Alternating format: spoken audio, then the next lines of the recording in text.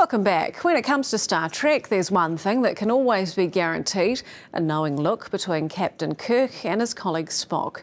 They're two men, well, a man and an alien, stranded in space. Well, sort of stranded. The point is, they make the most of it. David Ferrier reports on their latest adventure. Yes, Mr. Spock, what is it? Is there something I can do for you, Captain? Like what? Come on, Spock, I know that look. What is it?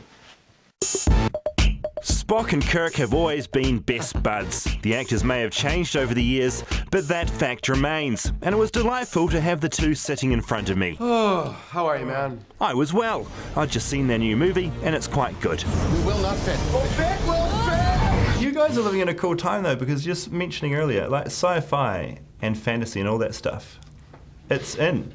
You know, we are living in a time when everything's changing, and I know when I feel grateful to be a part of a franchise that actually has a fundamental faith in humanity and a belief that if we all stick together, stay together, support one another, support diversity and support a common goal, that's where the hope lies. Now, Star Trek always has to have a villain for Kirk and Spock to fight, and the villain in this film is John Harrison, played by Benedict Cumberbatch.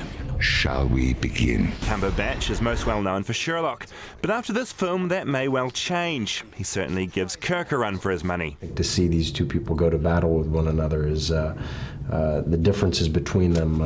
It's kind of fun. Although ultimately it is Spock who goes to battle in a way that makes a difference. So it's the Spock show. Whatever. He's right. Spock does his fair share of Vulcan death gripping, and it's about here the interview went a bit weird. And this guy is so beguiling that you wouldn't even know that. The two men becoming obsessed with inserting seemingly pointless words into their conversation. We better stop before I defenestrate him. Don't you dare defenestrate me. I thought they might be on some sort of drugs, or maybe having strokes. But it turns out they were simply playing a wee game. War of words over here, my friend. It's a war of words. It's close. It's close. You see, these poor buggers talked to about 40 of me today, that is, generic journalists from generic countries.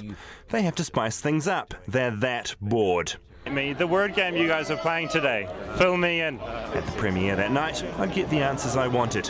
We all fancy ourselves some erudite linguists, so we just threw a little curveball into the junket today where, you know, we were trying to get through a list of vocabulary words and see if we could work them into our interviews. I won. Who won? I won, yeah. I got them all out before anybody else. There you go. We journalists were there worrying about our questions, careers, and the choices that got us here. The actor's happy to simply play some sort of dictionary word game. The movie's quite good, by the way. David Ferrier, Sydney, 3 News.